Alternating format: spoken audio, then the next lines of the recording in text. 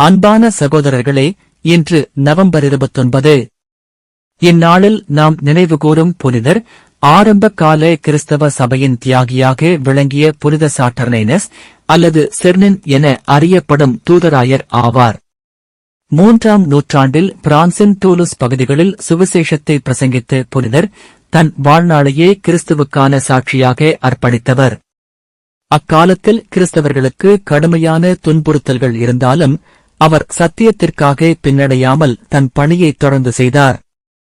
அவரை நினைவிலிருந்து விலக்க முயன்றவர்கள் அவரை விக்கிரகாராதனையில் ஈடுபடுத்த முயன்றனர். ஆனால் அவர் ஒருபோதும் சம்மதிக்கவில்லை. இதனால் சிலர் அவரை கொடூரமாக தண்டிக்க முடிவு செய்தனர். பாரம்பரிய வரலாறுபடி ஒரு காளையின் வாலைச் சுற்றி அவரை கட்டி நகரம் முழுவதும் இழுத்துச் சென்று அவரை தியாகியாக ஆக்கினர். உலகம் அவரை மானமாக்க முயன்றாலும் அவரின் விசுவாசத்திற்கான ஜுவாலை ஒருபோதும் அணையவில்லை. புனித சாட்டர்னைனஸின் வாழ்வு நம்மை சிந்திக்க வைக்கிறது. உண்மைக்காக நாமும் இப்படியே உறுதியாயிருக்கிறோமா? எதிர்ப்புகள் வந்தாலும் நமது விசுவாசம் நம்மை வழிநடத்துகிறதா?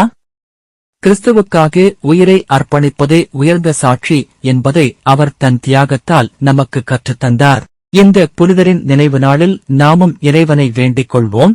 ஆண்டவரே, எங்களுக்கும் அசைக்க முடியாத விசுவாசம் அளிக்குமையாக. எங்குள்ளும் உமது சுவிசேஷத்தின் ஒளியாய் வாழ கபை தாரும். புனித சாட்டர்னைனஸ் எங்களுக்காக ஜெபிக்க வேண்டும். ஆமீன். இதுபோன்ற மேலும் பல ஆவியான வீடியோக்களைக் காண எங்கள் ஃபேத் வேர்ல்ட் சேனலை சப்ஸ்கிரைப் செய்யவும், பெல் பட்டனை அழுத்தவும்.